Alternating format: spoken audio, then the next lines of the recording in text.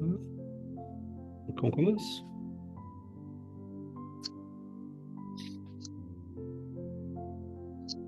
Merci, chers amis.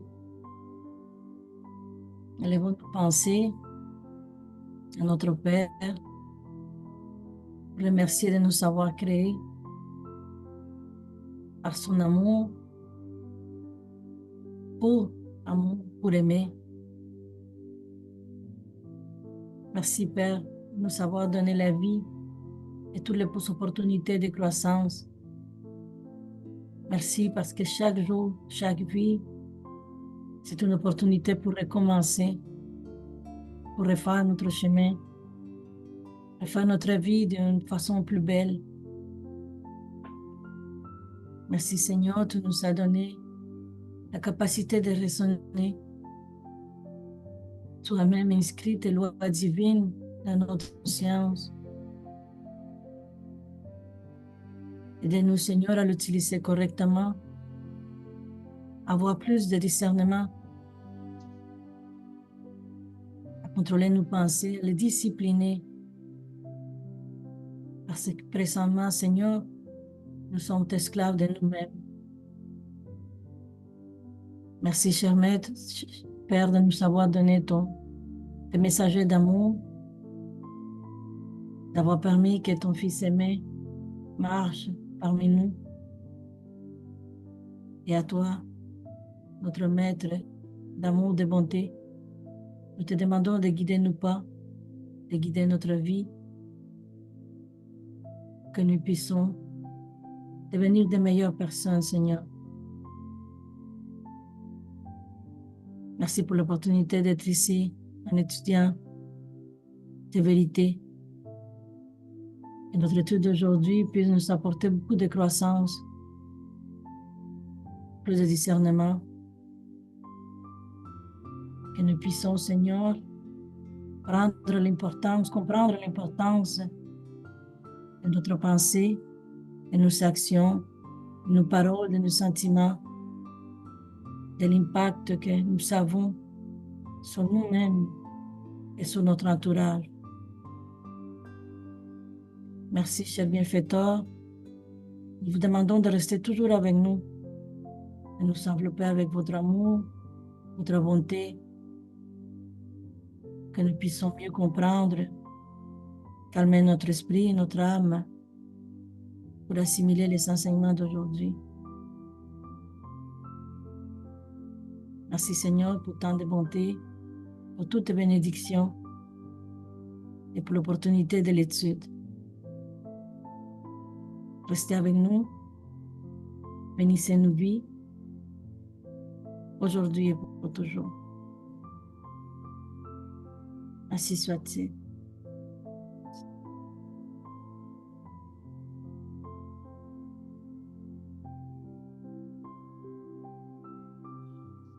Merci beaucoup, Yuri. Merci, Yuri.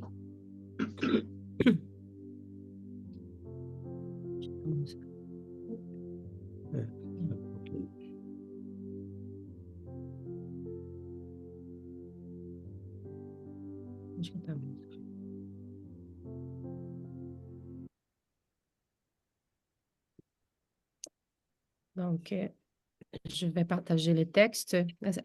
Adriana pourrait lire les questions de les livres des esprits et Christophe pourrait lire les textes après, s'il te plaît. Oui? Parfait. Allons-y.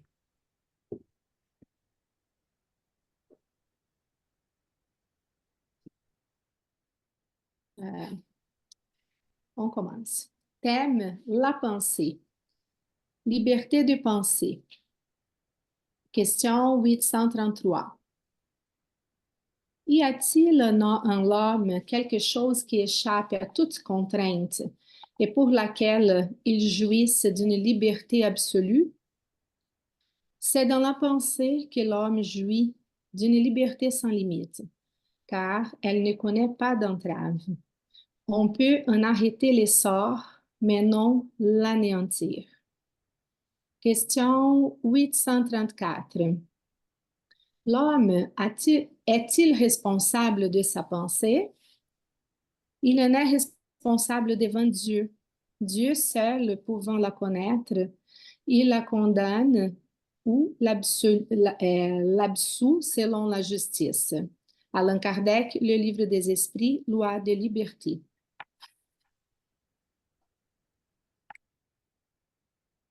La pensée. Lors de notre réunion du 25 novembre 1954, notre groupe a été honoré par la présence de l'esprit Lorenzo Prado, qui, par les canaux psychophoniques, nous a offert une conférence significative sur la pensée. Écrivain largement connu dans les milieux du spiritualisme dans notre pays et auteur de plusieurs livres de grande valeur, ses paroles dans le discours que nous transcrivons portent sur la syntonie, l'équilibre et la collaboration dans notre vie mentale. Après la mort physique, le tableau des surprises qui s'ouvre à notre vision est saisissant. Cependant, pour nous, adeptes du spiritualisme, l'une des plus grandes de toutes est la confirmation du pouvoir mental comme force créatrice et renouvelante dans toutes les lignes de l'univers. Le ciel, en tant que demeure spatiale de la beauté, existe vraiment, car nous ne pouvons pas imaginer le paradis dressé sur un marécage. Cependant, par-dessus tout, le ciel est la bande de pensée glorifiée à laquelle nous nous ajustons avec toutes les créatures de notre niveau évolutif. L'enfer, en tant que lieu de souffrance expiatoire, ne peut contester, car il ne serait pas juste d'imaginer l'existence du bourbier dans un temple vivant, mais par-dessus toute notion de lieu, l'enfer est le réseau de pensées torturées dans lesquelles nous nous laissons prendre avec tous ceux qui partagent nos problèmes ou nos afflictions de bas niveau. Il est nécessaire de prendre conscience des réalités du mentalisme afin de nous libérer des chaînes du passé, créant un lendemain qui ne soit pas le reflet conditionné d'hier. La loi nous accorde, au nom de Dieu, aujourd'hui, l'héritage des révélations du spiritualisme moderne pour apprendre à penser, aidant l'esprit du monde dans cette même direction. La pensée réside à la base de toutes nos manifestations. Nous évoluons dans le cours des courants mentaux, tout comme les poissons se développent dans les courants marins. Nous reflétons donc toutes les intelligences qui s'accordent avec nous sur la même tonalité. Dans la joie ou dans la douleur, dans l'équilibre ou le déséquilibre, nous agissons avec tous les esprits, incarnés ou désincarnés, qui se joignent à nous de manière à ressentir et à être. La santé est la pensée en harmonie avec la loi de Dieu. La maladie est le processus de la rectifier, corrigeant les erreurs et les abus que nous avons commis hier ou aujourd'hui face à elle. L'obsession est l'idée fixe dans des situations déprimantes, provoquant à notre désavantage les effluves malades des âmes qui se sont fixées dans les mêmes situations. La tentation est la force viciée que nous extériorisons, attirant l'influence sombre qui nous incline vers les précipices du mal, car toute syntonie avec l'ignorance ou la perversité commence invariablement par la perversité ou l'ignorance que nous entretenons avec nous. Une assiette de diamant ne stimulera pas la faim naturelle d'un cheval, mais excitera la convoitise de l'homme dont les pensées sont égarées jusqu'au crime. Souvenons-nous donc de la nécessité de penser irréprochablement, en nous éduquant afin de progresser et de commettre moins d'erreurs. La matière, qui obéit à l'impulsion mentale, est l'ensemble des vies inférieures qui vibrent et ressentent au service des vies supérieures qui vibrent, ressentent et pensent. La pensée raisonnée est la plus grande conquête que nous ayons jamais réalisée sur Terre. Cherchons donc à perfectionner notre esprit et à le sublimer grâce à l'étude et au travail qui enrichissent notre vie. Le bonheur, donc, est la pensée correcte. Le malheur est la pensée déformée. Un sanctuaire terrestre est le fruit mental de l'architecte qui l'a imaginé, avec la coopération des serviteurs qui ont assimilé ses idées. Le nouveau monde que nous attendons est une construction divine, mentalisée par le Christ, dans l'exaltation de l'humanité. En tant que travailleurs que nous sommes, engagés par notre divin Maître, apprenons à penser avec lui pour le vaincre avec lui. Lorenzo Prado, Instruction psychophonique, chapitre 38, Esprit divers, Francisco Xavier. Beaucoup, oh, désolé. Merci beaucoup, chers amis. Merci beaucoup, Christophe, Adriana, Yuri. Et, bon, c'est pas évident. J'ai essayé de réfléchir sur un texte, sur deux textes qui nous amènent là des profondeurs assez considérables. Mais c'est ça l'avantage d'être un groupe et on va le faire ensemble. Euh, Évidemment, Lorenzo, il était un spécialiste dans les domaines de la pensée, de la volonté. C'était un écrivain dans les années 60 au Brésil, même un peu avant. Et il a laissé là plusieurs livres. Je pense même que je les avais mis un petit peu. Ici, pour vous donner un exemple, ça, c'est un de ces livres-là, donc Joie et Victoire, donc Crier sa propre destinée. Donc, ce sont des livres qu'il y avait écrits là dans celui-ci, dans les années, on verra là tantôt.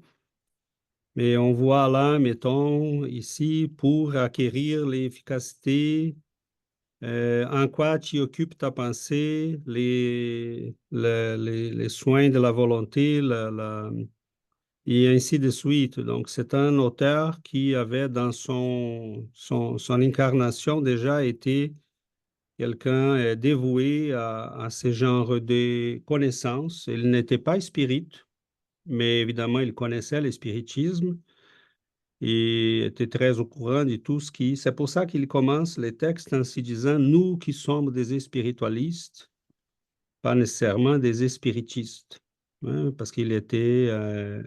je ne me souviens plus s'il était théosophiste ou ésotériste. Bon, c'est la même chose, en fait, parce que c'est Blavatsky, Bézin et tout ça. Mais il était quelqu'un très au courant de ces lois. Et là, il vient, par la médiumnité, nous dire, mais c'est bien vrai ce qu'on croit là, et ce qu'on enseigne, et ce qu'on apprend. Et il va lier la pensée à plusieurs événements, comme le ciel et l'enfer. Donc, pourquoi il dit que ce sont des endroits bien réels, mais en même temps, c'est en fait les produits de la pensée d'un groupe d'esprits qui pensent de la même manière. Il va lier aux obsessions, il va lier la pensée à la santé, aux maladies. Donc, il fait un tour sur plusieurs aspects de notre vie. Et il y a des affirmations qu'il va utiliser comme nous sommes ce qui essentiellement nous pensons. Cela, c'est très ancien parce qu'on va rencontrer dans dans les dictées de la Bible, mettons, des mots exactement comme ça qui vont dire l'homme est ce qu'il pense. Cependant, on voit que des fois, il y a des mauvaises interprétations au sujet de la pensée. On pense qu'elle est quelque chose de C'est comme créer un petit monde à nous-mêmes dans lequel on va vivre dans les couleurs roses et comme des aliénés. Et en fait, ce n'est rien de ça, hein. La pensée, c'est vraiment quelque chose qui va influencer. Euh, des fois, on a de la difficulté parce que j'ai séparé même une vidéo qu'on a utilisée mercredi. Je pense que ça va nous aider à réfléchir un petit peu. Des fois, on a un peu de difficulté comment quelque chose de si invisible, inodore pour les sens humains communs, on dit comment cela peut avoir un pouvoir si grand que ça. Et en fait, on verra que ce n'est pas très difficile parce qu'il va utiliser des mots comme fréquence, syntonie, tonalité. La pensée, essentiellement, sont des ondes. Ok? Ils sont des ondes qui vont provoquer des vibrations, initialement dans notre corps mental, dans notre corps périspirituel, et par la suite peut se transférer à notre corps physique. Je vais essayer de vous montrer une vidéo et elle fonctionne exactement l'inverse. OK? Ça va être, on verra, je vais essayer là de vous partager. On a utilisé ça mercredi.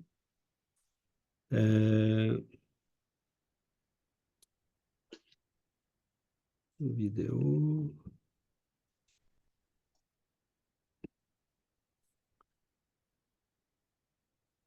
Attends un petit peu. Je vais les mettre premièrement en place.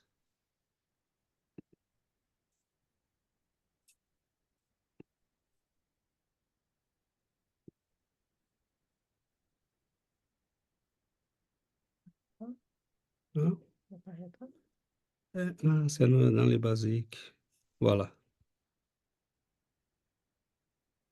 Vous les voyez, hein?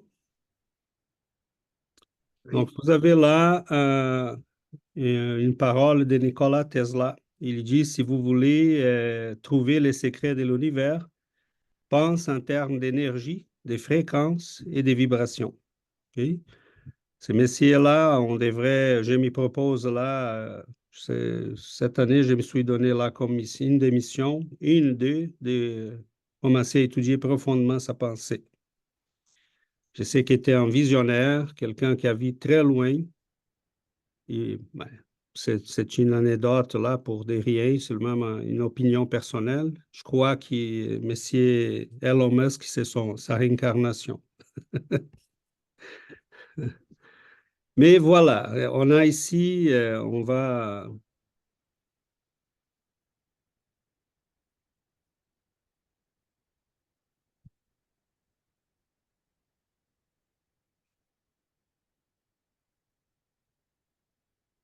Vous m'entendez? Oui, Mais à moi, oui. oui, mais pas la OK, vidéo. donc là, tu m'entends, vous m'entendez? Oui, OK. La vidéo a une musique, mais elle n'a pas de paroles. OK? Si vous n'entendez pas la musique, c'est dommage, parce que c'est quand même belle musique. Mais au moins, vous allez voir les images. Et je vais déjà vous demander de réfléchir au suivant. Il va jeter du sel sur cette plaque métallique. OK?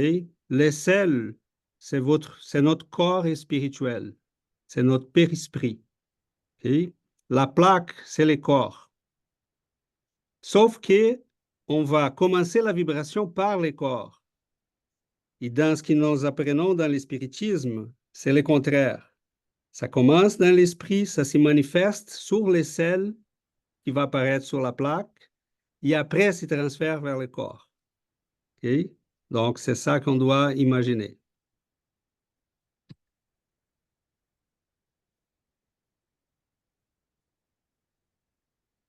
Ça, c'est notre périsprit.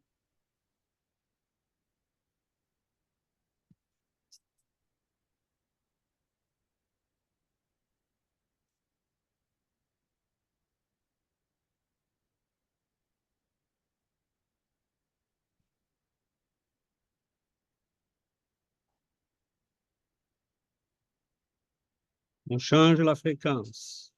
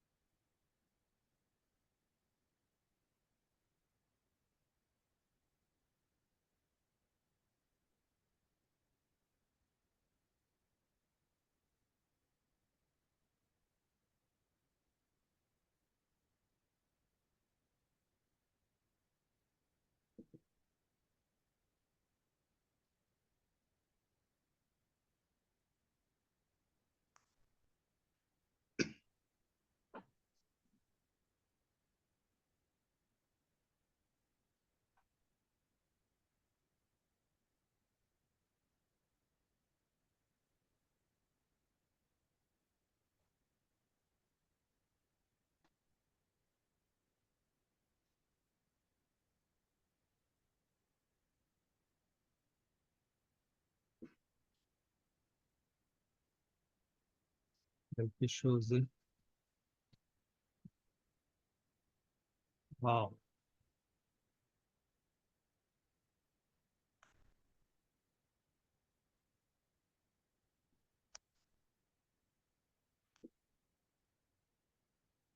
Voilà. Donc ça, sommes-nous en train de penser? Et le sel, c'est notre corps spirituel en train d'y réfléchir et d'y obéir à cette pensée. Et donc, essentiellement, la pensée vient de l'esprit. L'esprit, si on n'est pas incarné, on a un corps spirituel. Et c'est là qu'on comprend pourquoi la pensée est si importante. Parce que c'est là qu'on comprend aussi des phénomènes décrits dans la médiumnité, comment les médiums qui voient, mettons, des images très belles autour d'une personne, des images des fois pas très belles. C'est pour ça que nous comprenons aussi pourquoi les esprits qui nous sont un peu plus supérieurs sont capables de connaître notre monde intime, parce que la pensée répétée va créer des formes autour de nous. Donc, c'est là qu'on dit que personne ne peut s'y cacher à ceux qui ont des yeux de voir. C'est pour ça que dans les plans spirituels, on s'y montre tel quel nous sommes. Mais évidemment, ça prend des yeux aussi pour voir, hein. Je rappelle là qu'André Louise, dans notre demeure, il y a une femme qui arrive à la porte de notre demeure et qu'elle demande l'entrée, elle a dit qu'elle est une victime, qu'elle est malheureuse, mais là, on voit qu'il c'est pas bien le cas, mais André Louise n'avait pas les yeux capables de voir ça. Donc, c'est inscrit en nous notre histoire, notre passé, ce qui est récurrent dans nos émotions, et c'est là les dangers, parce que ça, c'est construire. Parce que nous avons l'impression que ces choses-là vont se faire et défaire facilement, mais il y a des habitudes mentales qui vont rester et qui vont nous influencer. Okay? C'est comme si sont comme les habitudes physiques. Si on prend l'habitude de marcher avec une des jambes emprisonnée, on les bloque. Et ça va obliger tout notre corps à s'adapter à cette limitation. Mentalement, c'est la même chose. Si on a un complexe d'infériorité ou si on a une pensée de haine, ou si on a une pensée d'amour, ou si on a une pensée de vengeance. Cela commence à influencer et à dessiner notre corps spirituel, mais cette nouvelle forme nous impose toute une nouvelle adaptation qui va des fois enrichir notre vie ou l'appauvrir. Donc, la pensée, c'est quelque chose qui, je pense que l'image qu'un bienfaiteur a utilisée récemment dans une de nos réunions, c'est très approprié. On a en nous une usine nucléaire, mais on ne s'y rend pas compte de la force et du danger que cela représente, et aussi la beauté que cela représente. Donc, je vous ouvre pour qu'on puisse s'enrichir et avoir des réflexions qui vont nous apporter d'autres angles des compréhensions. Mais c'est certain que la pensée n'est pas de la fumée. Ce n'est pas quelque chose, nous sommes libres de penser, des nuages, nous sommes libres de penser, nous sommes responsables de ces pensées, comme dit le livre des esprits. Ça vient à nous. Qu'est-ce qu'on va cultiver comme patron, comme standard? Et nous sommes responsables de ça. Mais des fois, on ne s'y rend pas compte. Donc, il y a des gens qui vont cultiver des pensées, des maladies toute une vie, jusqu'à ce qu'ils deviennent malades. Et il y a des gens qui vont surmonter des difficultés on pourrait se dire, mais comment c'est possible que cette personne a surmonté cette difficulté? Et c'est le pouvoir de la volonté associé à la pensée. Hein, c'est la détermination de dessiner sa destinée autrement qui nous amène aussi à rebâtir notre destinée. Donc, il y a des gens qui ont reçu des diagnostics terribles et qui sont toujours vivantes. Il y a d'autres vivants. Il y a des gens qui ont reçu des diagnostics et qui se sont rendus à dire, OK, c'est la fin, je m'y prépare. Donc, c'est quoi la différence? Les faits qu'on commence à connaître ça ne savent pas dire que nous sommes capables de l'utiliser. Et il dit dans les textes que la pensée raisonnée, et André Louise dit, la pensée continue, c'est notre plus grande conquête sur cette planète. Et donc, si on regarde les végétaux, les animaux, les hommes primitifs, on n'avait pas une pensée continue, raisonnée. Et depuis quelques milliers d'années, nous l'avons acquis sur Terre. Et c'est cette arme des grands pouvoirs, cet instrument, cet outil des grands pouvoirs, mais que nous ne savons pas encore utiliser. Des fois, à notre avantage. C'est bien qu'on ne soit pas très au courant. Ça nous donne le temps d'apprendre doucement. Et des fois, bon, c'est dommage qu'on ne le sait pas utiliser parce qu'on pourrait l'utiliser comme il faut.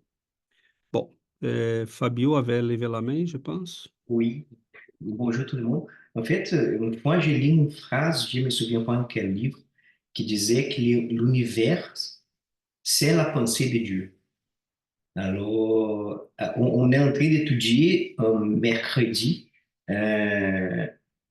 la pensée qui peut qui crée des villes, des, bon, la terre, on va dire, c'est un peu la pensée de Jésus qui a aidé à créer. Alors, la pensée, c'est vraiment quelque chose de très puissant, vraiment dans notre vie. J'ai adoré ton exemple, tu t'avais montré cette vidéo mercredi aussi, ça me dit aussi, je pense, un très bel exemple pour voir comment on peut influencer, parce que nous, moi, on a de la misère un peu de penser que vont penser, mais comme tu dis, c'est inodore, c'est invisible, on ne voit pas et je peux faire tout ça.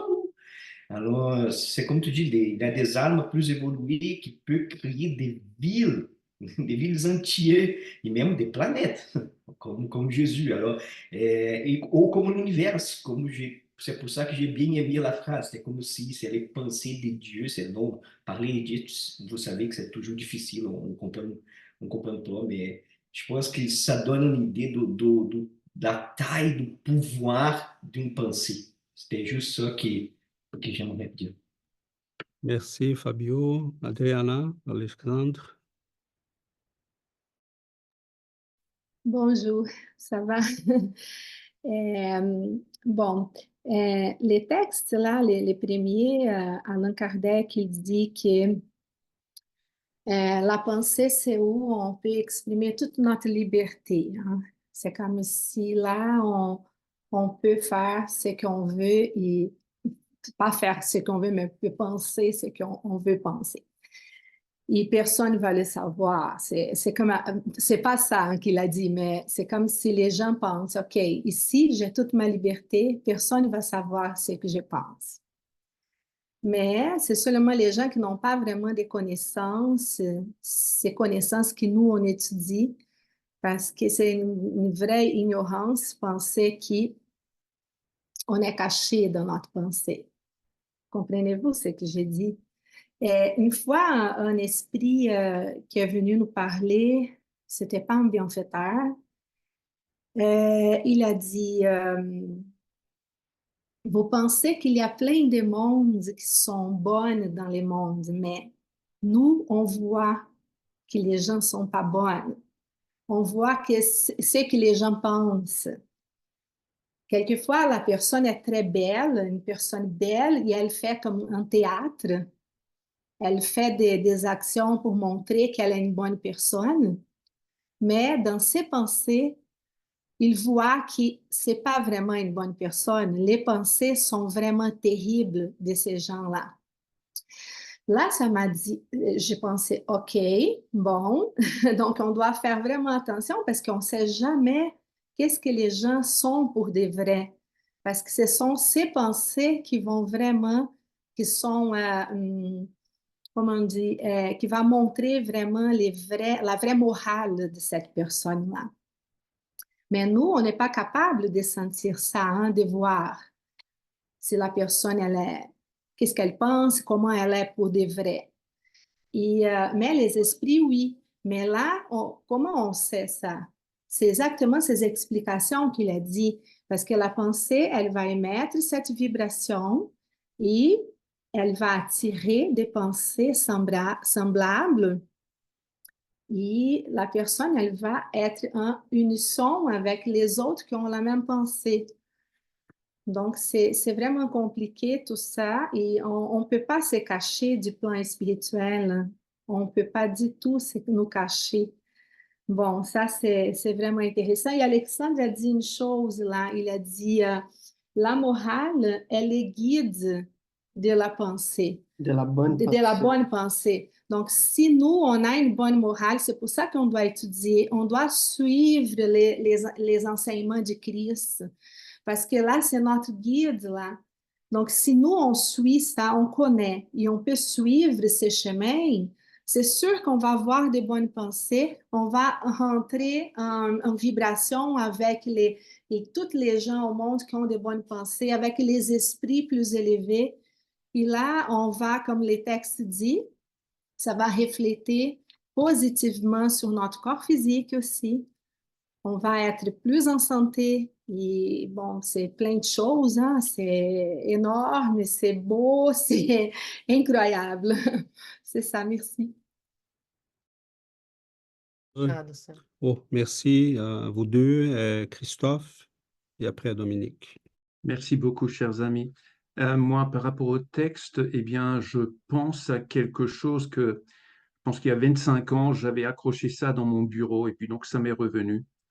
Je pense au Talmud qui dit prenez garde à vos pensées car elles deviendront vos paroles. Prenez garde à vos paroles car elles deviendront vos actions. Et prenez garde à vos actions car elles deviendront vos habitudes. Et prenez garde à vos habitudes car elles deviendront votre caractère. Et prenez garde à votre caractère car il deviendra votre destinée.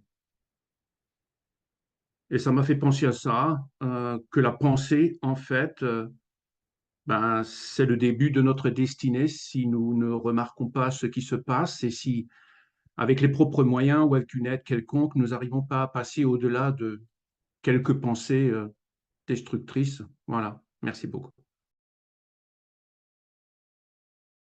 Pour en profiter de la pensée de Christophe, hein, pour joindre au texte, la pensée réside à la base de toutes nos manifestations.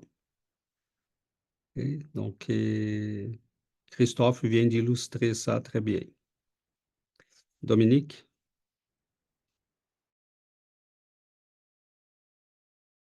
Nous n'entendons pas, Dominique, on ne t'entend pas. Ah oui, c'est OK, merci.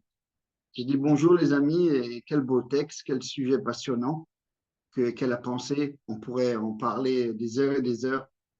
Et en fait, c'est très beau ce que tu viens de dire, Christophe, concernant le Talmud, parce que c'est vrai. Et Philippe de Lyon a dit à propos de la pensée que tout est lié dans la nature, que toutes nos pensées se répercutent soit au bien, soit au mal. J'ai aussi eu la pensée de relire ce que Bruno Gröning a dit concernant la pensée. Il invitait tous les amis lors des réunions à contrôler les pensées, à ne capter que les bonnes pensées. Et il insistait beaucoup là-dessus à chaque fois en début de réunion. Et il disait que la maladie, en fait, comme dans le texte de Lorenzo, est la conséquence de nos pensées et des actes erronés qu'on met en pratique dans la vie. Une pensée d'amour peut conduire un homme à sauver la vie d'un autre, et contrairement, une pensée de haine peut le pousser à le tuer. Et en conclusion, il disait, gardez-vous de toute mauvaise pensée. Qu'est-ce qu'a dit Bouddha à propos de la pensée? C'est exactement la même chose, mais en fait, le fond reste le même, mais c'est la forme qui change. Il a dit, nos pensées nous façonnent. Ce dont à quoi nous pensons, nous le devenons, comme Christophe a précisé dans le Talmud, et Lorenzo a dit, et César a précisé dans son introduction. Et je voudrais encore finir dans un livre de Divaldo, un petit guide. En fait, Johanna de Angelis nous précise que l'action de la pensée est vraiment incontestable sur notre état de santé. Et elle cite des exemples de l'anxiété qui amène à une sécrétion d'adrénaline qui surcharge notre cerveau et qui peut amener à dysfonctionner tout ça. Que le pessimisme, en fait, nous provoque des problèmes de digestion, etc. Que la peur et la révolte et la colère et la haine provoquent des ulcères, ce que l'OMS a tout à fait confirmé par la suite. Et voilà, donc c'est vraiment un texte très important. Mais j'avais une question, César, parce que effectivement, il est intéressant dans le paradigme de Matrix que tu nous as montré en vidéo. Tu as dit qu'il y avait une musique lorsqu'il changeait les hertz concernant le sel. Est-ce que il y avait une musique? En fait, la musique, c'était seulement une musique de fond, parce qu'on n'entendait pas on entendait légèrement les changements, parce que ce sont des vibrations là très au-delà de notre capacité auditive. Oui, OK. Donc, la musique était simplement une musique de fond, qui était très belle, très bien, très dynamique, euh, très appropriée là, la vidéo, mais ça n'avait rien à voir avec D'accord. J'ai pensé les- oui, oui, j'ai pensé que s'il changeait la musique en mettant une musique de hard rock ou de métal très rude, est-ce qu'il y aurait eu la même configuration Ah, de... je comprends là ce que tu veux dire. Ah oui, oui, ça, je pense qu'il y a même des gens qui ont testé ça. Oui, on voit là que c'est quelque Exact. chose ça va complètement, les figures qui vont apparaître sont complètement, ça Voilà, montre là les désaccords des vibrations, différemment de la musique classique, mettons. c'est Et intéressant. ça nous amène aussi, Dominique, à des recherches qui ont été faites là pour montrer que la musique classique pacifie les enfants, font les vaches donner plus de lait, tandis que les hard rock qui fait détruire des neurones dans notre cerveau. Donc, euh, sont des vibrations, finalement. Oui, intéressant. En Merci. fait, si tu permets, on voit ça très bien dans les recherches de Yamamoto, là, avec l'eau, la cristallisation de l'eau. Là, tu le vois bien avec le hard rock, par exemple, et donc les pensées, Exactement. même aussi les écrits qui sont, c'est juste écrit, mais en fait, la vibration du mot induit une autre cristallisation. Voilà. Là, tu vois bien, Dominique. C'est Ouais. ça. Merci, Christophe. C'est exactement ça. Donc, ce qu'on Tesla disait au début de la vidéo qu'on a montré, que si on veut comprendre les secrets de l'univers, penser en termes d'énergie, de vibrations, de fréquences, mais je pense qu'il y avait vu là très loin. Sébastien et après Yuri. Fabio après. Bon matin. Moi, j'ai vraiment adoré le texte. C'est vraiment un texte extraordinaire. Puis je me mettais à la place des personnes qui étaient dans cette réunion-là quand ils ont reçu ce texte-là. C'est vraiment comme ça, wow, là, ça vient incroyable. Moi, ma pensée, ça a été beaucoup par rapport avec qu'est-ce que Christophe y a dit. Surtout quand on sait que tout vient de la pensée, puis on regarde dans ce monde-là, on essaye toujours de guérir ou toujours de mettre l'emphase sur les conséquences, hein. Même dans les maladies, si on veut guérir, on veut la pommade qui va cacher, qui va pas guérir, mais qui va comme un peu adoucir la maladie ou traiter, mais pas guérir. Et c'est exactement comme ça dans nos habitudes. On va pas assez profondément, puis peut-être on se rend compte que ça vient de notre pensée, mais on va pas à la cause de qu'est-ce qui crée l'habitude, de qu'est-ce qui crée les comportements. Et je pense aussi que c'est tellement difficile parce que toutes ces marques-là qui viennent de tellement loin, parce que notre caractère, on ne l'a pas forgé dans cette vie-là. On l'a forgé à travers les siècles et des siècles d'évolution. Alors, c'est tellement difficile de faire un changement concret vraiment dans ces habitudes-là, surtout dans ces vices-là qu'on traîne depuis longtemps. Et surtout d'avoir cette constance-là qui dit le texte de... Parce que c'est beau aujourd'hui, on va parler de la pensée. Peut-être dans les 2 prochaines heures, je vais être très, très conscient de ma pensée, mais combien de temps ça va durer jusqu'à temps que j'oublie? Puis que je retombe dans les marques profondes que je traîne depuis tellement longtemps. Fait que c'est avoir conscience à chaque moment de notre pensée. Puis Jésus l'avait dit très, très bien, vigiler constamment la maison mentale. Avoir cette conscience-là tout le temps, cette constance-là. Dimanche, on va étudier un texte de Militao Pacheco. Il dit, à la fin, il dit, on a tout le temps été constant dans l'inconstance et fidèle dans l'infidélité. Hein? On a tout le temps été comme ça, mais combien de temps ça va nous prendre pour arriver à cette constance-là? Puis comme je pense qu'Adriana y avait dit, quand on pense aux esprits supérieurs, non, Fabio y avait dit, même à Dieu, imaginons la constance qu'il y a dans la pensée de Dieu pour avoir cet équilibre-là dans l'univers euh, total, puis combien on est loin d'arriver à quelque chose comme ça, d'avoir même un équilibre avec nous-mêmes, avec notre humeur. Aujourd'hui, j'aime cette personne-là, demain, je la déteste parce qu'elle a fait quelque chose que j'aime pas. Alors, on est tellement inconstant. Euh, Combien de travail on a devant nous avec la pensée, avec quelque chose qui est tellement de base, tellement simple à comprendre, mais tellement difficile à mettre en pratique puis à garder cette constance-là. C'était un peu ça mes réflexions. J'ai beaucoup aimé le texte. Merci.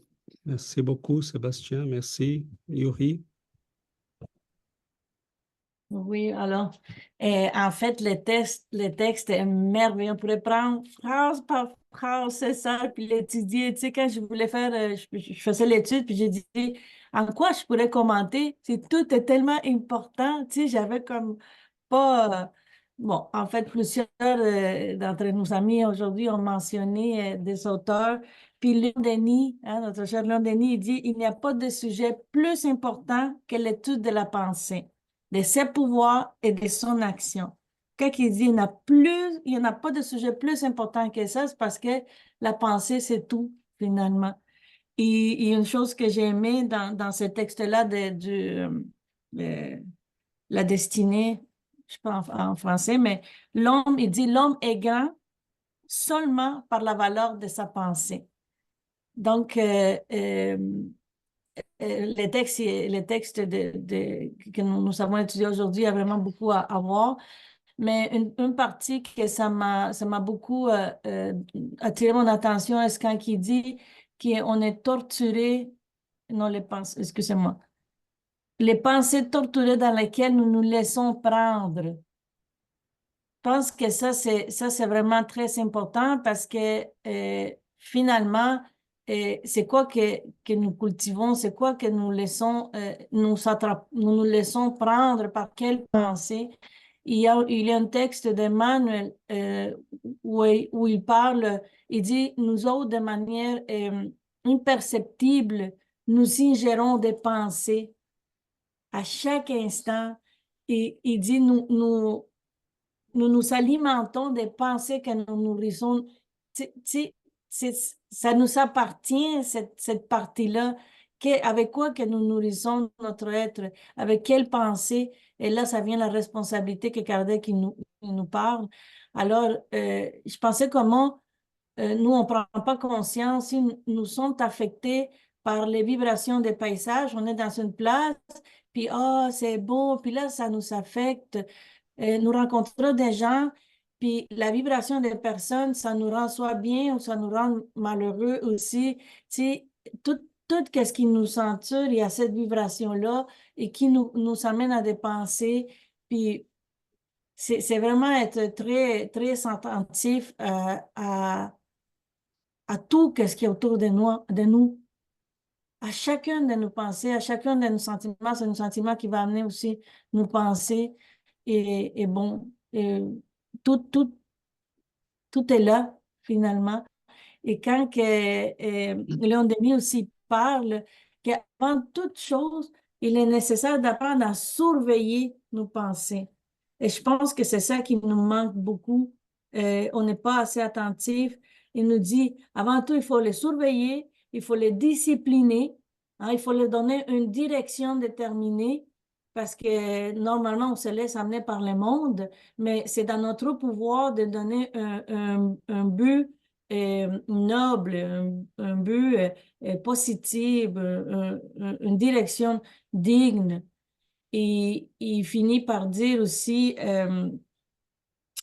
l'effet de surveiller nos pensées, ça nous amène aussi à surveiller nos actions, de voir si nos actions sont dignes, finalement, on va influencer une à l'autre, de vivre avec cohérence. Bon, en fait, c'est vraiment, il n'y en a pas à vous donner, tellement on a de la bonne information. Merci. Merci beaucoup, Yuri. Fabio, tu avais levé la main ou tu sais déjà... Bon, en fait, Yuri, Sébastien a parlé vraiment de la même chose, dans le même sens. Mais tu as montré mercredi passé aussi une autre vidéo que j'ai trouvé très intéressante, qui c'était l'affaire qui quelqu'un frappait ici et après ça, il y avait un autre qui commençait à vibrer ici à distance. Que ça me fait penser l'influence de penser contre les autres, on va dire comme ça, ou à faveur des autres aussi, ok? Mais oui, on pense dans les désincarnés qui font ça avec nous. D'habitude, ce sont eux qui nous gouvernent. Mais aussi, j'aimerais parler de nous qu'on peut faire, nous incarnés, qu'on peut faire pour les autres incarnés, alors, avec notre pensée. Alors, c'est vraiment quelque chose, un sujet très important, vraiment de contrôler. Moi, je parle de contrôler la pensée parce que j'ai lu une fois, je ne me souviens pas le chiffre, mais c'était incroyable la quantité de pensées par minute en moyenne qu'on fait. Quand on voit ça, on pense que, je ne sais pas, 1000 pensées, je ne sais pas combien, on dit, oh, wow, contrôler tout seul. Et il faut contrôler parce qu'il y a du pouvoir dans cette pensée-là. Alors, c'était juste ça ici. Merci beaucoup, Fabio. Christophe, et après Dominique. Merci beaucoup à tous. Ce à quoi je pense, c'est aussi en rapport avec la pensée, c'est à la chose suivante. Ça m'a fait penser à Descartes qui donc disait, voilà, je pense donc je suis. Et on parle de la pensée juste. Et je pense que c'est juste, la pensée juste. Mais quelque part, on part du principe que automatiquement, il faut penser.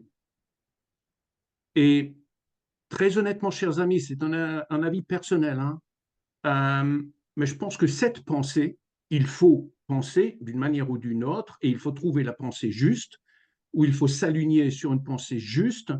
Cette pensée même, d'après moi personnellement, elle est fausse. Parce que je pense qu'il y a autant de valeur dans la non-pensée que dans la pensée juste. Mais c'est un avis personnel. Je pense que personnellement, si on veut contrôler les pensées, dans le sens il faut que je pense juste et qu'est-ce que je suis en train de penser en ce moment, et est-ce que c'est bénéfique, est-ce que c'est négatif, qu'est-ce que ça m'apporte, et ainsi de suite. Je pense que le Talmud et le texte a raison. Mais contrôler les pensées dans ce sens-là, c'est presque bien plus difficile que d'apprendre à les laisser aller et d'entrer dans un état de non-pensée. Je me réfère à une méditation passive, pas active. C'est un autre thème, je sais bien, mais je pense personnellement que la non-pensée a énormément de valeur. Et je pense que Descartes, il n'avait pas raison, mais je n'ai aucune notoriété de dire ça. Mais je pense qu'il n'avait pas raison. Je pense et je suis bien plus si je ne pense pas. C'est une expérience et une opinion personnelle. Et il me semble aussi que si nous apprenons à entrer de façon régulière dans des états de non-pensée, aussi nous ouvrons ou nous fermons plutôt les portes qu'au travers de la pensée non juste, inconsciente, nous avons ouvertes.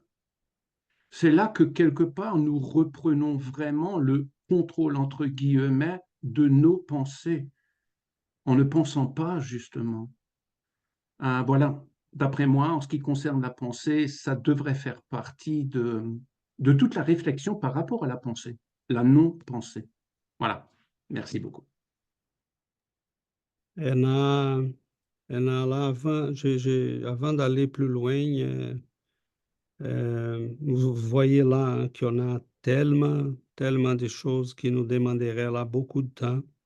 Ce que Fabio vient de dire, c'est très important parce que nous faisons penser, nous agissons sur nous-mêmes et nous agissons sur notre environnement, sur le psychisme des gens qui sont autour de nous. Une personne très énervée peut énerver les autres, une personne très calme peut calmer les autres. On peut même agir sur les gens sans qu'ils le sachent.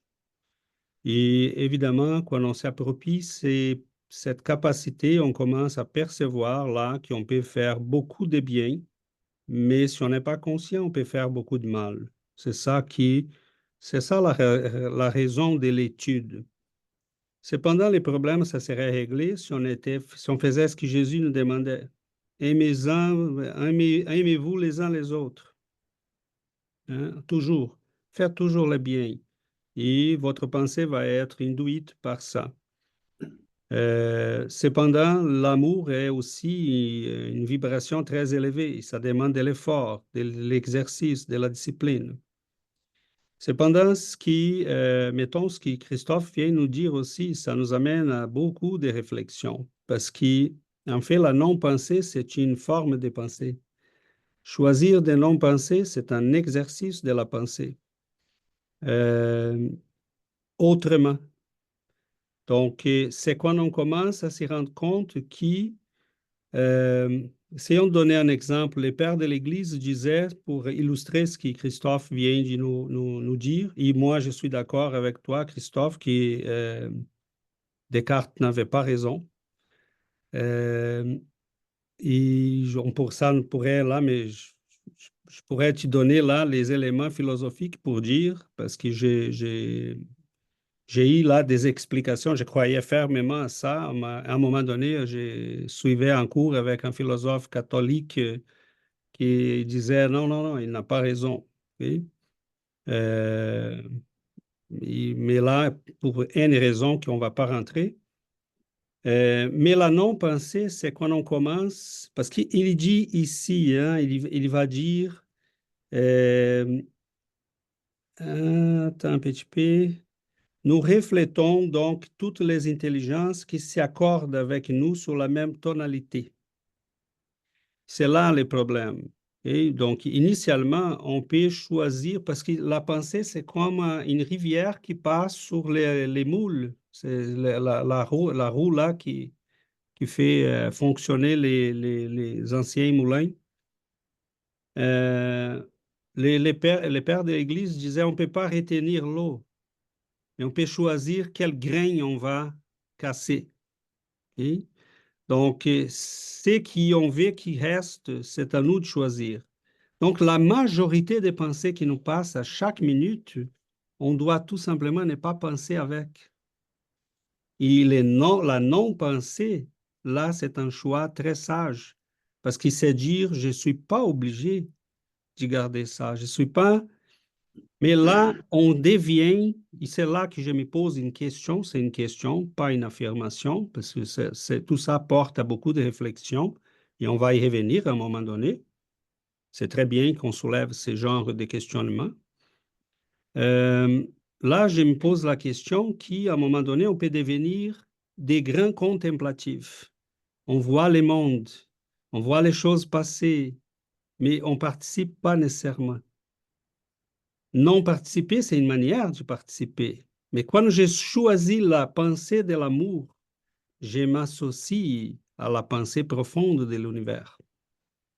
Il y a un prêtre qui a écrit par Chico Xavier. Il était un grand guérisseur au Brésil. Et c'est ça que je trouve beau dans le spiritisme, parce que Chico recevait là un théosophiste, un prêtre, parce qu'ils sont des gens qui agissaient tout simplement dans l'amour, comprenaient les choses, mais pas nécessairement avec les mots spirites. Et ce prêtre-là va dire, la pensée de Dieu est partout dans l'univers. Et on ne l'y remarque pas parce que c'est une pensée des autres fréquences. Ça nous demande d'y rentrer dans cette fréquence-là. La prière, c'est le chemin. L'amour, c'est le chemin. Donc, on peut choisir d'y rester à côté en contemplant le monde. Et on peut choisir de vibrer avec ce qui vibre dans la force de l'amour. Donc, c'est un questionnement parce que ne pas penser, c'est déjà une grande conquête de l'esprit. Parce que c'est avoir le choix d'arrêter cette immensité, ces vagues qui nous arrivent à tout le moment. À tout le moment. C'est de dire, je laisse ça passer. Et mais choisir la bonne pensée, choisir la bonne émotion, c'est plus que tout simplement c'est être en accord avec la vibration profonde de l'univers. Et cela renforce notre pouvoir. Parce que quand je vibre avec l'univers dans la force et la puissance de l'univers, de Dieu, j'acquiers aussi cette force-là. Donc, c'est une pensée là qui me vient. Dominique et après Christophe. Oui, j'ai le micro, oui. Je reviens sur ce que Adriana a dit et que Johanna de Angelis confirme. Lorsque nous pensons, nos pensées sont émises et attirent justement toutes les autres pensées qui se syntonisent dans ces fameux couloirs où transitent toutes ces aspirations, toutes les personnes qui pensent différemment dans des états psychiques différents de toute l'humanité. C'est ce qu'on appelle, on s'attire par affinité. Mais n'oublions pas aussi qu'en plus de cela, ces échanges sont aussi avec les désincarnés. Donc il y a vraiment des pensées, une multitude de pensées, comme disait Fabio, qui transitent et résident autour de nous. Mais je voudrais partager avec vous un texte dans un livre que je suis en train d'étudier de Brian Foster, où justement, l'esprit, je vais partager ça avec vous sur WhatsApp, vous le transmettre. Et je l'ai marqué, alors je l'ai résumé au chapitre 19, justement, encore une fois, l'esprit guide de Johanna de Angelis nous invite à commencer à penser correctement. C'est une façon, justement, pour nous de travailler à maîtriser ses pensées. Alors, en 1, elle dit, puisque toutes les formes d'évolution dépendent de la pensée, il est facile de penser différemment en remplaçant une pensée incorrecte par une autre plus appropriée.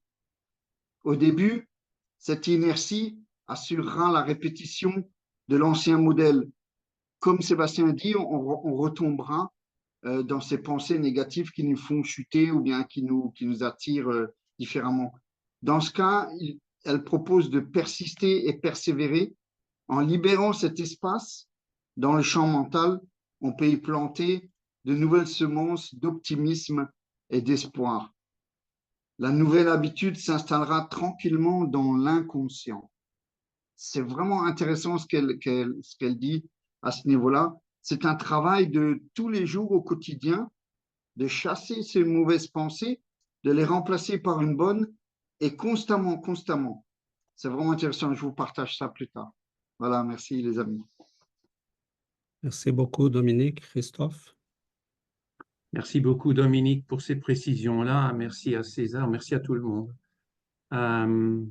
C'est peut-être justement en rapport avec ce que je viens de dire avant et qui personnellement me semble être un moyen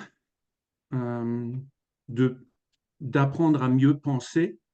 Quand tu dis, Dominique, que remplacer la pensée à chaque fois, nous avons évoqué que nous avons beaucoup de pensées.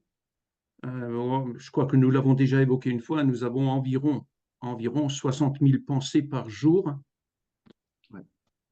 Et maintenant, j'aimerais préciser, encore une fois, je crois que je l'ai déjà précisé une fois, sur ces 60 000 pensées, 90% de pensées sont de même nature. De même nature. 60 000, de même nature, 90%. Et maintenant, avec ces milliers de pensées, nous devons, je respecte Johanna de Angelis, j'ai rien à dire, mais maintenant, imagine-toi, 90% de ces pensées-là, il faut maintenant faire le tri. Et il faut dire, ah, c'est une mauvaise pensée, il faut que je la remplace. Ok, c'est super fastidieux. C'est mon avis à moi. C'est très fastidieux. Très, très, très fastidieux. Maintenant, encore une fois, je n'ai pas le Graal pour tout, mais très sincèrement, je remarque, non seulement chez moi, mais aussi avec certaines personnes, que l'apprentissage de la non-pensée, vous avez regardé très court, nous lisons un texte. Vous vous rendez compte si nous lisions ce texte mot à mot, sans espace? Personne ne comprendrait rien. Il faut des espaces entre les mots. Et en fait, c'est simplement l'espace entre les pensées. C'est tout. Et c'est cet apprentissage-là, très honnêtement, nous apprend à ne pas penser. Et quand nous pensons par après, comme nous avons repris un certain contrôle de notre esprit par le fait de ne pas penser, ça ne se fait pas d'un jour à l'autre. Jonathan, on pourrait en parler longtemps. Mais cette manière-là nous permet de mieux penser juste. Parce que nous nous rendons mieux compte de ce que nous pensons que de rester dans le flot inconscient de 60 000 pensées. Donc, je pense que, encore une fois, la non-pensée est tout aussi importante que la pensée juste, parce qu'au travers de la non-pensée, nous accédons plus facilement à la pensée juste, beaucoup plus simplement que de vouloir penser à 90% des 60 000 et de devoir les changer à longueur de journée. C'est un avis personnel, c'est une expérience personnelle, mais je n'ai pas de notoriété, je le sais bien. Voilà ce que j'aimerais préciser. C'est pour ça Descartes, il avait tort en disant « je pense, donc je suis ». La pensée à 60 000 et inconsciente nous induit dans ce que nous voyons dans les journaux et dans les télévisions. Donc, l'apprentissage de la non-pensée est beaucoup plus bénéfique pour accéder à la bonne pensée, d'après moi. Aussi, avec la non-pensée, eh bien, tu as évoqué, Dominique, et tu as bien raison, tu as évoqué aussi les esprits désincarnés qui peut-être auront encore une petite tendance à plutôt nous induire en des pensées négatives. Par l'apprentissage de la non-pensée, nous coupons obligatoirement aussi les liens et les ponts à tous ces êtres-là qui, pour l'instant, ont toujours encore tendance à nous influencer sous cette manière-là. Et c'est beaucoup plus facile, encore une fois, de leur dire non et de changer leur pensée par l'apprentissage de la non-pensée. Voilà. Il faut que je le précise parce que je connais la richesse de cela et je voudrais l'évoquer parce que nous avons le thème de la pensée. Ça ne change rien au fait qu'il faut penser juste ou apprendre à penser juste. Mais c'est beaucoup plus facile de le faire comme ça, d'après moi personnellement. Voilà. Merci, chers amis, je vais m'arrêter. Non, c'est parfait, Christophe, parce que là, tu as ajouté une couche, là. Hein. La non-pensée, c'est une stratégie pour arriver à la pensée juste. Et à l'harmonie avec la pensée et la vibration la vibration de l'univers dans son sens plus positif et élevé. Je pense qu'on pourrait, il y a plusieurs dimensions dans tout ça, OK? On n'est pas obligé du tout régler. Une des dimensions, c'est que la pensée a un élément actif. Je peux penser et au moment que je pense, je n'ai pas de choix, je suis en accord avec la vibration que moi-même je suis en train d'y émettre. Je rentre une vibration avec tout le monde. Si c'est une pensée négative, je rentre une vibration avec tout le monde qui pense comme ça, ou vice-versa. Ça, c'est une chose. L'autre, c'est le fait que je ne suis pas en train vraiment de vouloir émettre quelque chose, mais le simple fait que je pense d'une certaine manière me met en résonance avec tout le monde qui pense de la même manière. Ça, c'est un fait. L'autre, c'est que des milliers de pensées passent pour nous à tous. La dernière fois, je n'ai pas fait le décompte pour voir combien ça donne par jour, mais il y a un chercheur canadien qui a fait un décompte à nouveau en utilisant des électrodes et tout ça. Il a dit on a 60 pensées par minute, donc une par seconde. Il fallait faire là les décomptes. Cependant, pensons à la non-pensée comme la situation suivante. J'ai la roue là qui est sur la rivière. Elle n'est pas obligée de tourner. Supposons que cette roue-là, c'est notre pensée. Je peux la bloquer. Et l'eau continue de passer. Donc, ce sont les milliers de pensées, les courants des pensées qui nous atteignent à chaque minute. Mais j'arrête de penser. Et là, je peux monter la roue. J'ai un mécanisme pour la monter ou la descendre. Et là, je dis, oh, attends, il y a là quelque chose qui passe ici en haut, dans ces courants-là, qui est plus intéressant. Et là, je débloque et je commence. Okay? Donc, j'ai choisi par la non-pensée la pensée que je vais, les niveaux de pensée que je vais. Je pense que cela peut illustrer un peu ces processus. Parce qu'il y a là une autre chose. Et c'est là que c'est impossible pour nous de ne pas penser. Ce que Christophe est en train de nous dire, c'est une stratégie. Okay? Mais oui, c'est possible pour nous de ne pas penser. Quand j'ai dit, je passe de la pensée active, comme si j'étais le Seigneur de l'univers, à quelqu'un qui dit, montre-moi, Seigneur, c'est quoi ton monde? Apprends-moi le chemin de la bonne pensée. Donne-moi le pouvoir d'être en harmonie avec cette beauté qui est ton univers. Et là, la non-pensée, c'est vraiment la meilleure des stratégies. Parce que quand on arrête de vouloir être les sujets de l'univers pour dire, mais je suis un serviteur de ton amour, de ta grandeur, de ton pouvoir. Je vais rentrer en résonance avec ça. Et donc là, on est la résonance, la pensée de Dieu, elle est partout dans l'univers. Mais là, je suis ici, je suis bloqué à cette pensée. Mais à un moment donné, je m'ouvre à cette pensée, j'abandonne ma pensée pour me laisser vibrer avec cette pensée qui est des grands pouvoirs. Tout ça sont des moyens d'y voir, d'y visualiser ces processus si différents qui sont autour de nous. On est en train de s'approprier ces connaissances. Okay? Donc, la non-pensée, c'est un chemin pour arriver à une pensée plus élevée. Et ça, c'est certain. Parce que ça vaut quoi les pensées que nous avons au long d'une journée? Hein, des fois, c'est épouvantable quand on se rend compte que notre esprit ne nous appartient pas. Hein, ça ne nous appartient pas. On est amené comme un petit bateau dans les vagues qui passent par nous. Et c'est certain qu'on a le droit d'y rester en silence. Patanjali, les grands penseurs là de l'hindouisme, il disait, notre esprit ne peut pas s'occuper que d'une pensée à la fois. C'est dans ce sens-là qui viennent les recommandations de qui on peut choisir la pensée qu'on retient. Parce qu'on ne peut pas retenir plus qu'une à la fois.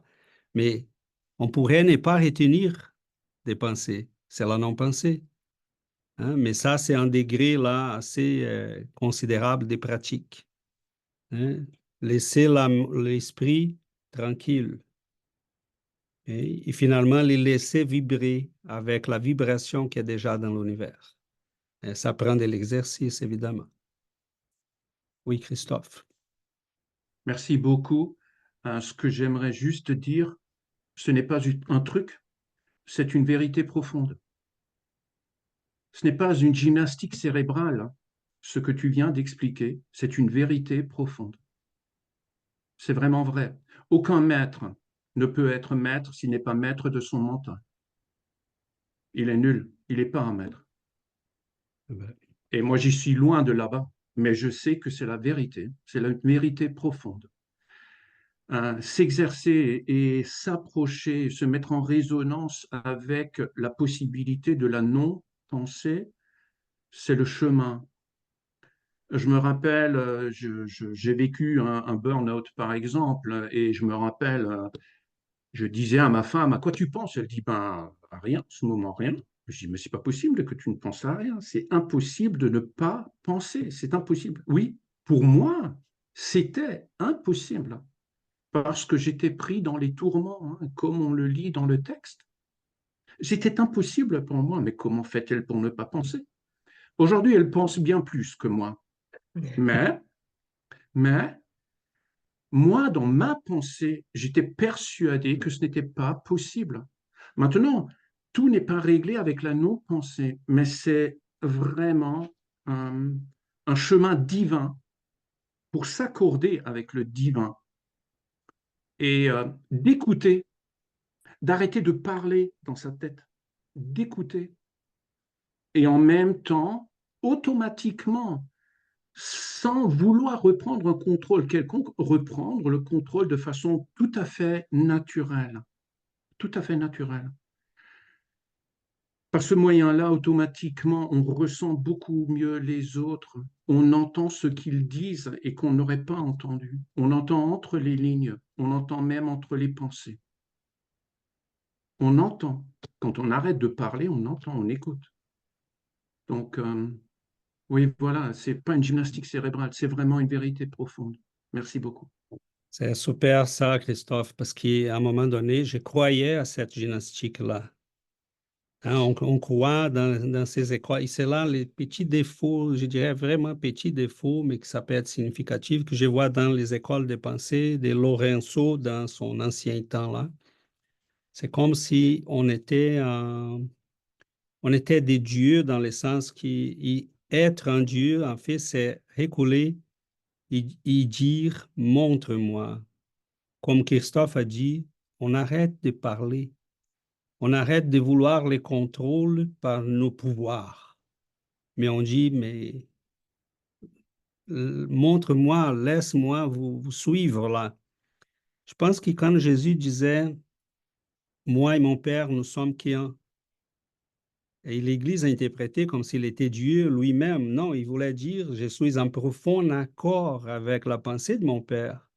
Je comprends l'univers, je comprends comment il fonctionne, je comprends l'esprit de Dieu.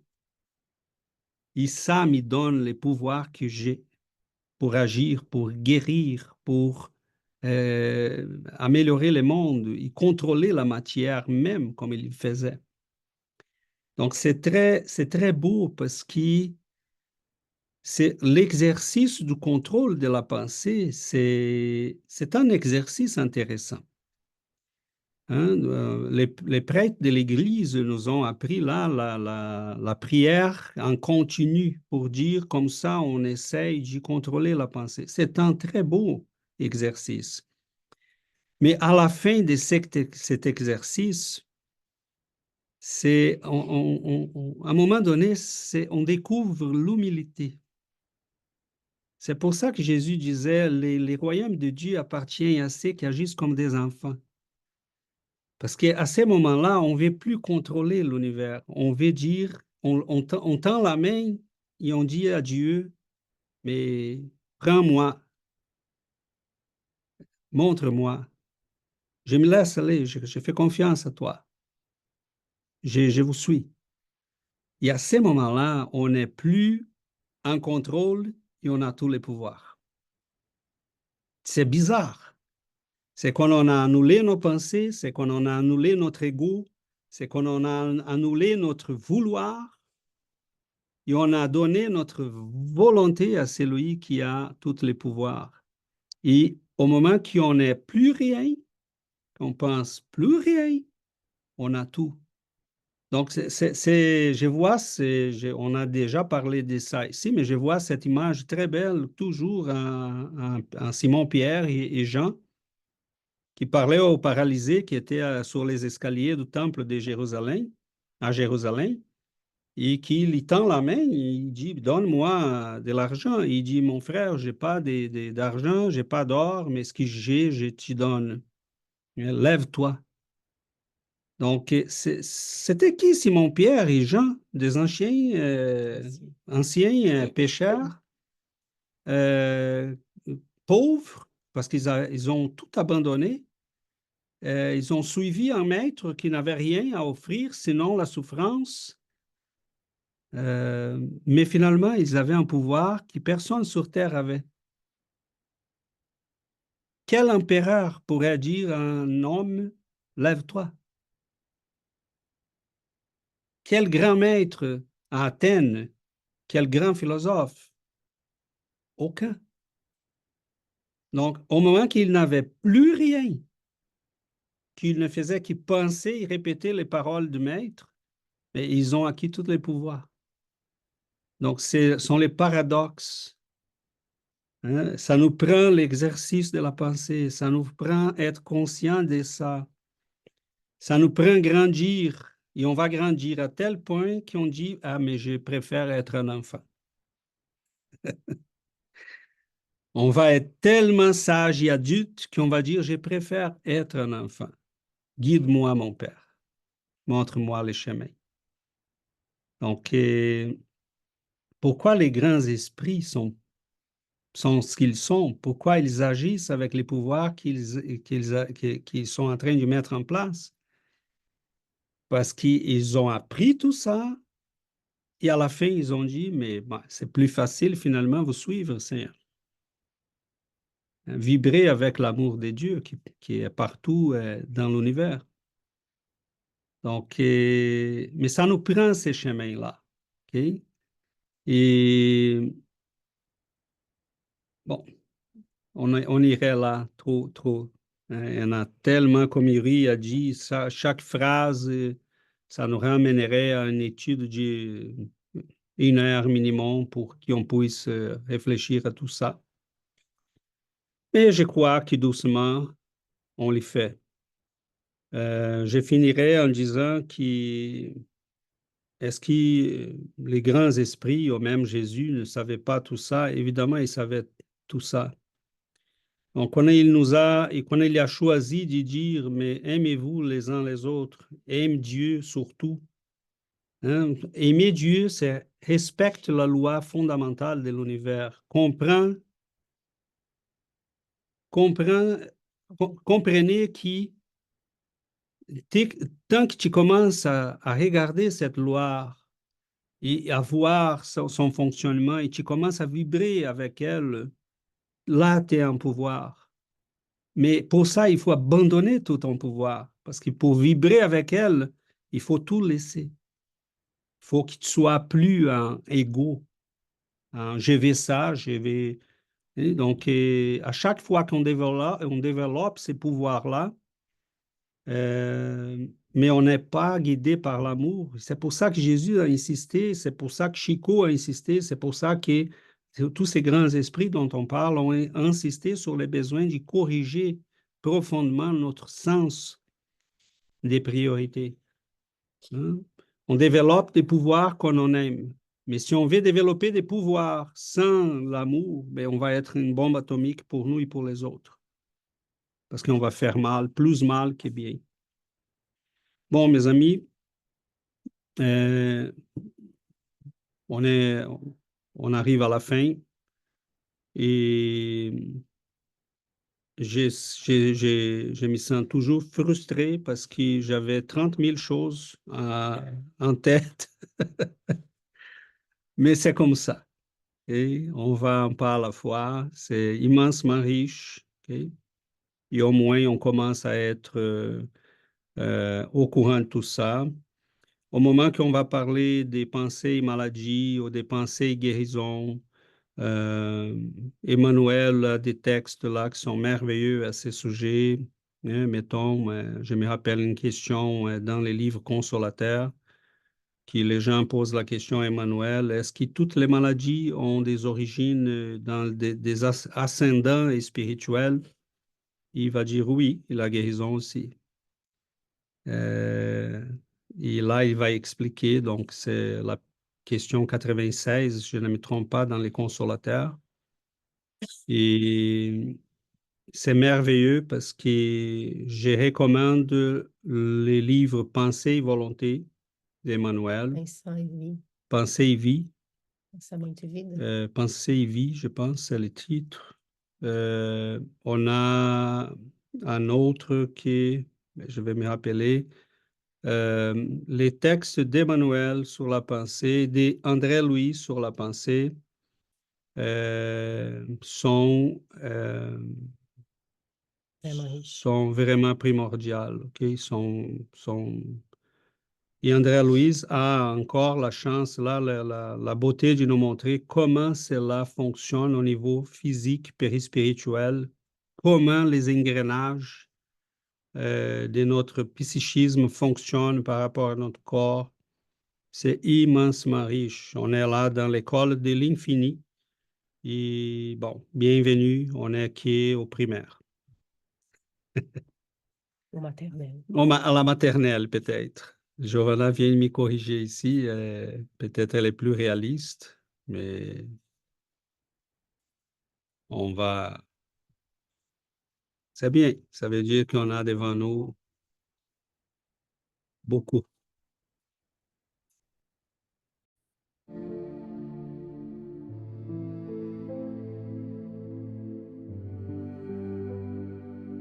Chers amis, nous prions ensemble, surtout pour dire merci à la vie, à l'amour de Dieu, à la présence de nos maîtres et nos guides, cette lumière d'amour qui est le maître Jésus,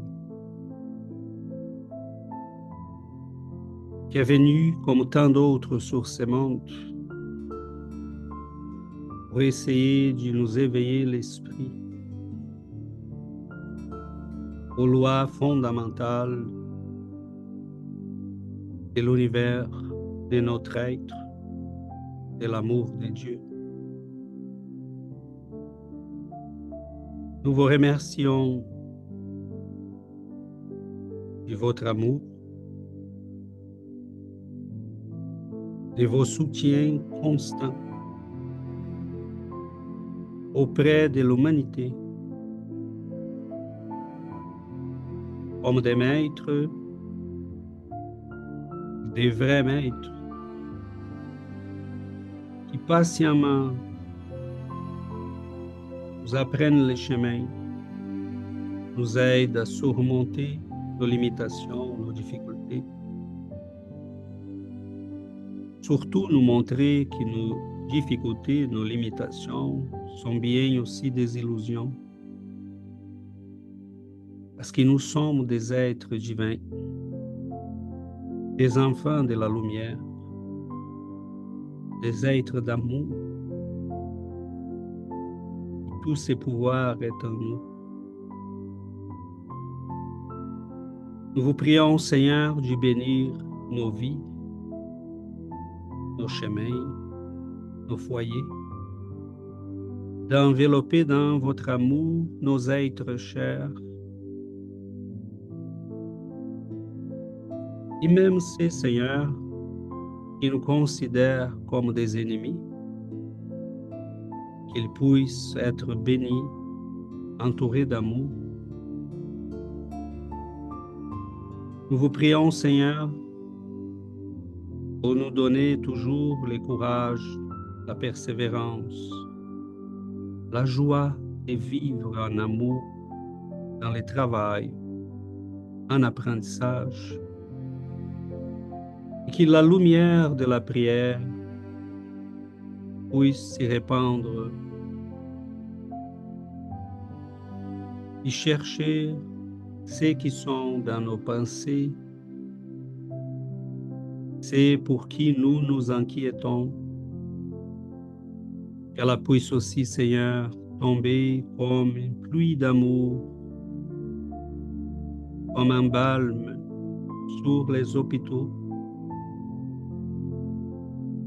Et frères et sœurs qui sont à ces moments-ci sous l'empire des obsessions, de la tristesse, des angoisses, qu'ils puissent voir au-delà des nuages les soleils qui brillent, les étoiles qui nous montrent les chemins, l'amour de notre Père. Nous vous remercions, Seigneur, de votre amour, de cet amour qui nous suit toujours, qui nous aide, qui patiemment attend que nous soyons capables de voir, de comprendre, de chercher la liberté. Merci à nos guides de ces présences d'amour et bienveillance. Merci à nos frères et sœurs qui viennent aussi, comme nous, pour chercher la lumière, pour s'éclairer, pour connaître les lois qui régissent la vie et l'univers. Merci de votre présence, de votre sourire, votre joie d'être et de partager avec nous ces moments. Que le Seigneur nous bénisse à tous, aujourd'hui et pour toujours. Ainsi soit-il.